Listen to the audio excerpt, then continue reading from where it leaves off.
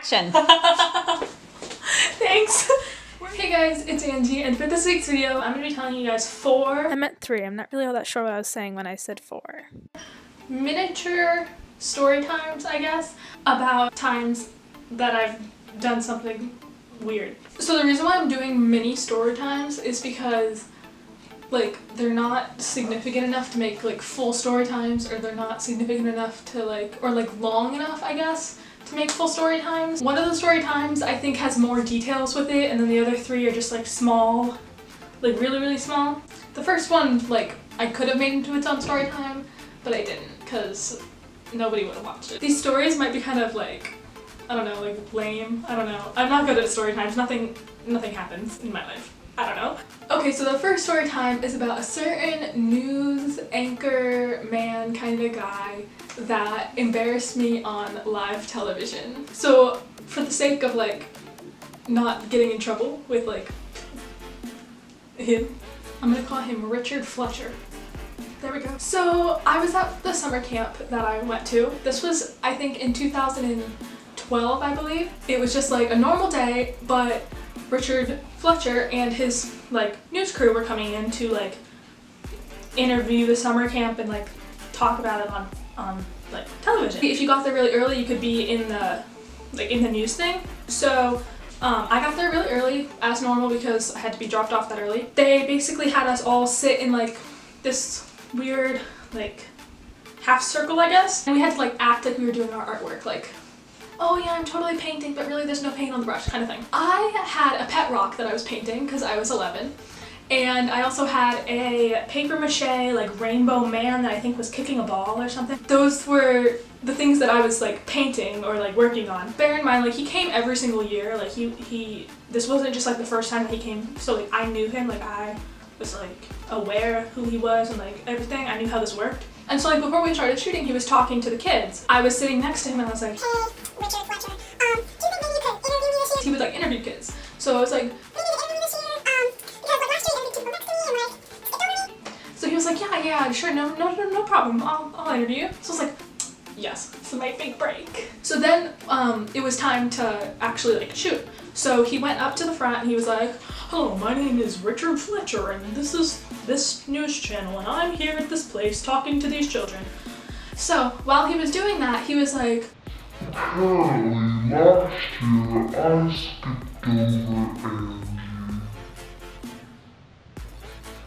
Why don't I go talk to her now? In my 11-year-old mind, I was like, wow, Richard did that to me. Wow. And so when he came over to me to interview me, I was the first one. So I was like, And so I was very angry at him at this point because, like, I don't know, like, the way that he said, he was like, apparently last year I didn't go interview Angie. So, like, that made it sound like I was, like, trying to, like, yell at him or something about, like, not interviewing me, where, like, in reality I just, like, politely asked him, can you maybe interview me? He didn't have to, like, he really didn't have to. He comes over to me, and this is kind of how our encounter went on live television, bear in mind. Hello, Angie. So, what are you making? A pet rock? Oh, that's very nice. What is this? This is, very colorful. Is it made of paper mache?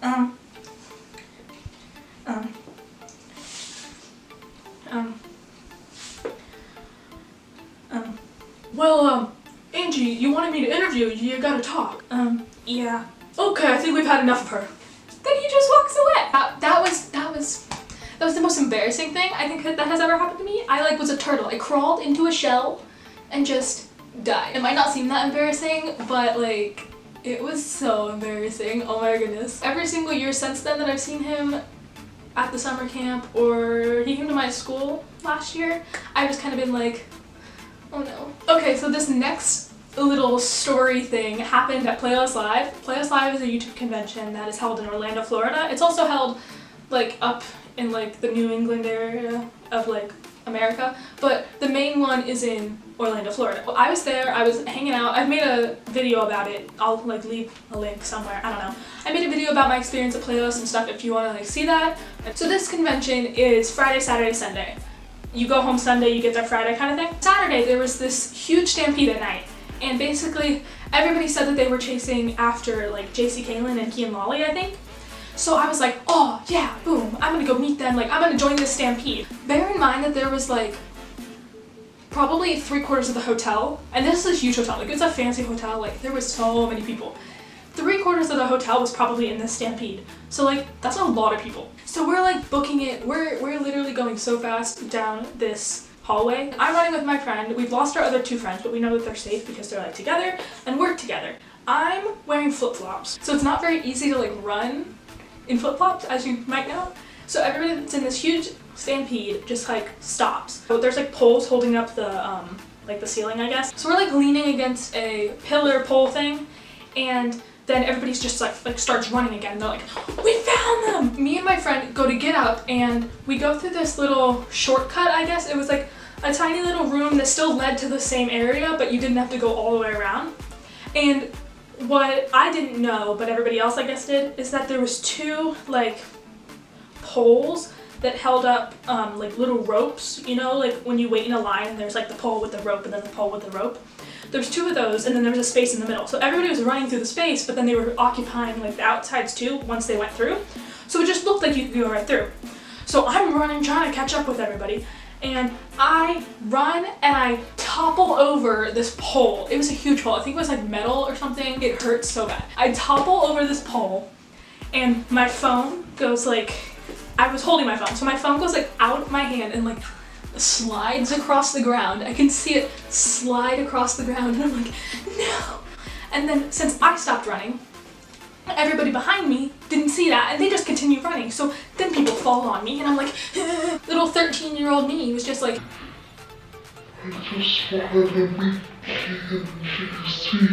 so I get up, I look, and my friend, gone, she's just gone. I'm like, okay. I found out later that she thought that like I got up, so like that's why she didn't help me, because like by the time she looked back I was gone, I guess. I don't know. Yeah, I had this huge bruise like on my knee from where it hit the pole, and then like my shoulders hurt and stuff from like people falling on me, but it was not a good time. I was like, okay, Kean and JC are great, but like my knee's health is more important. So the next story is about me and my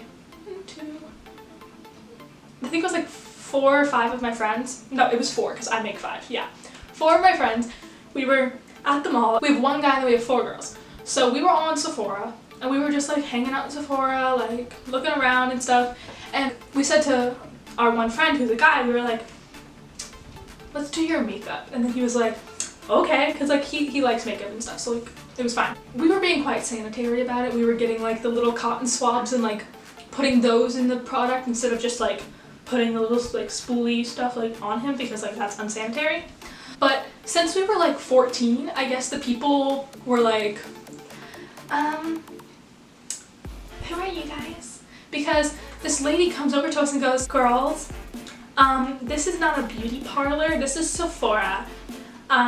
You guys need to either buy something or leave, please, because you guys are being unsanitary and people come here to try out products and they hope that they would be sanitary. So like I can understand where she was coming from with the whole like not wanting us to get stuff unsanitary, but like we were being really like clean about it, and people come in there all the time and don't buy anything. So like I don't know what her issue was, and it wasn't even like we were causing a ruckus. We were just like putting makeup on our friend. We were like, oh, come here, come here, come here. So yeah, that was the story of how we got kicked out of Sephora, because we ended up getting kicked out because we didn't buy anything.